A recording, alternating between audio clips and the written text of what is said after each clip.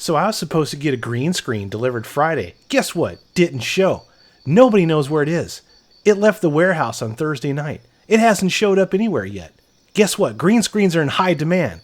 And unless your name is PewDiePie or you have 150,000 plus subscribers, nobody cares about your channel right now. Everybody's becoming a Twitch streamer or a YouTuber because everybody is stuck in confinement and everybody wants to be a star. So I've been stalking one of these things for months. And the one that I finally managed to snag has suddenly vanished and gone missing. So for today, we're just going to pretend like this is my green screen. Yay, it's fun, green screens.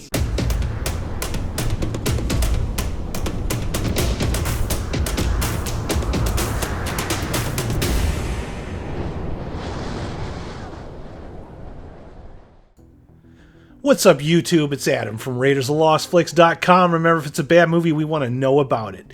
And today's article is Dune's Denis Villeneuve spent a year getting one major character right. Now, it's been a while since I've done some Dune news on this channel, so we're just going to do voiceover today, if that's okay. Alrighty then. This comes from Adam Holmes of Cinebleh. As with any science fiction property, the Dune universe is packed with all sorts of fantastical elements, though one thing is decidedly lacking in As with any science fiction property, the Dune universe is packed with all sorts of fantastical elements, though one thing it's decidedly lacking is alien life forms. One of the notable exceptions to this are the Sandworms of Arrakis, and for the new Dune movie, director Denis Villeneuve dedicated a year to ensure that the sandworms in this cinematic adaptation.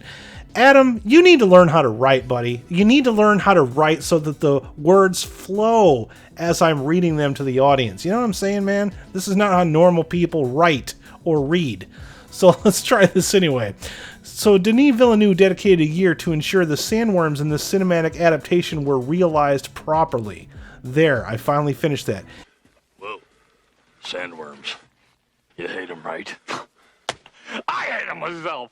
Here's what Denis Villeneuve recently said about the process he and his team went through designing the sandworms for Dune. We talked about every little detail that would make such a beast possible, from the texture of the skin to the way the mouth opens to the system to eat its food in the sand. It was a year of work to design and to fit the perfect shape that looked prehistoric enough.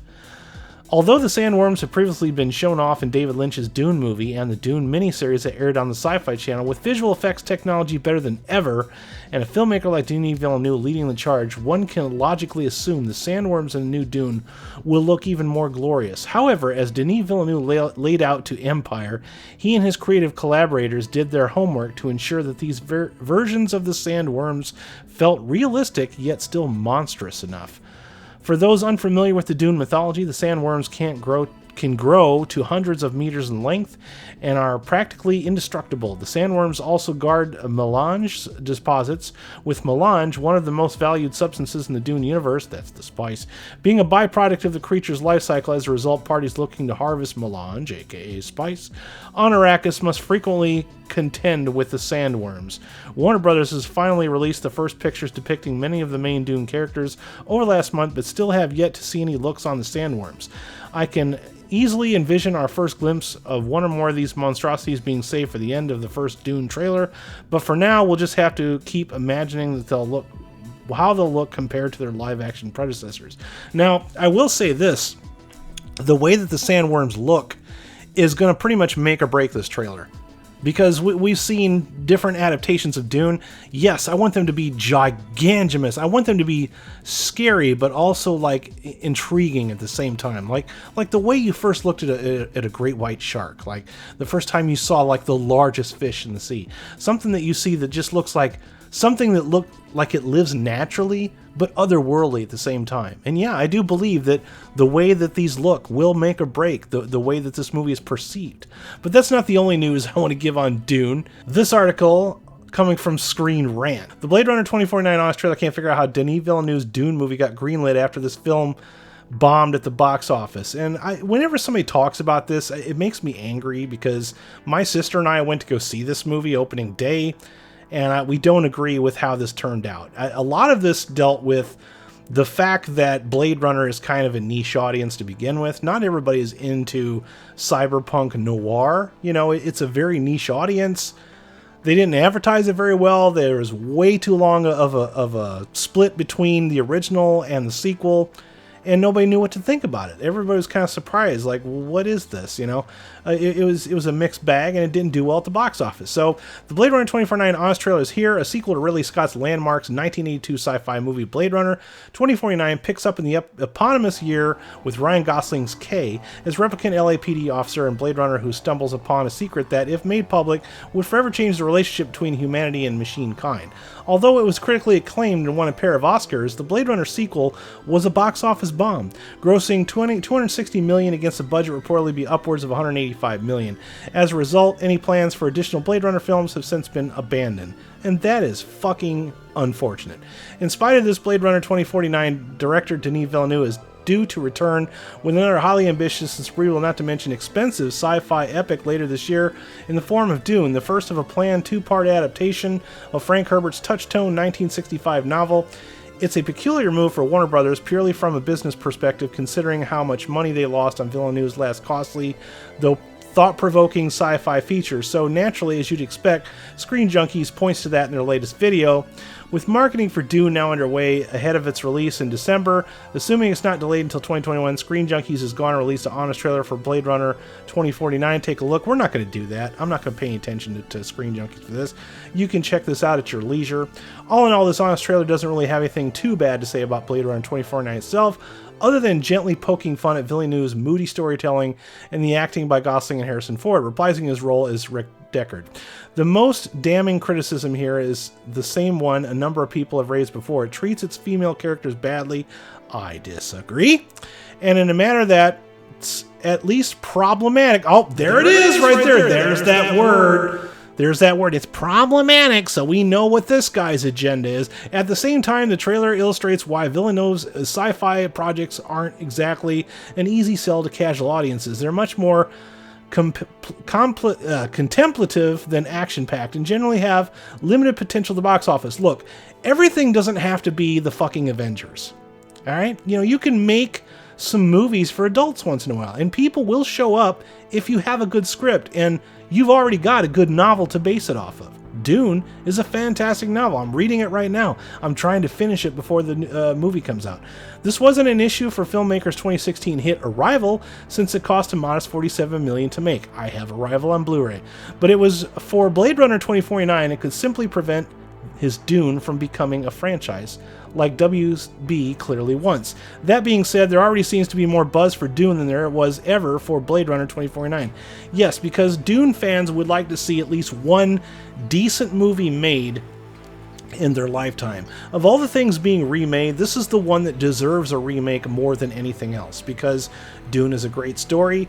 Now, I know that we're always back and forth about the 1984 David Lynch movie, but, you know, it was a hard movie to follow.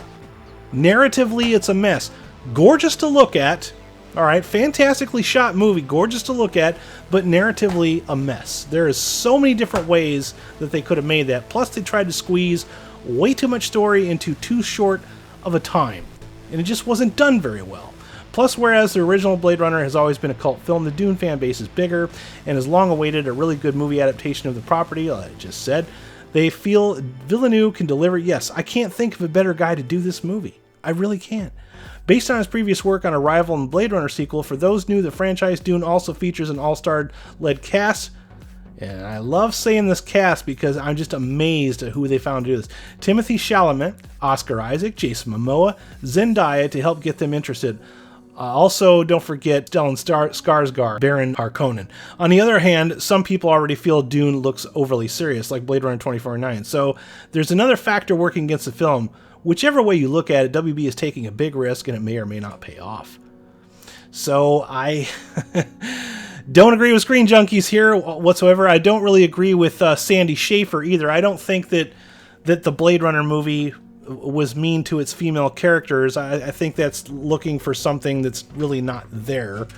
It's not really supposed to be about male versus female. It's supposed to be about man versus machine, but apparently Sandy was looking at the film through a different lens, which a lot of younger people do.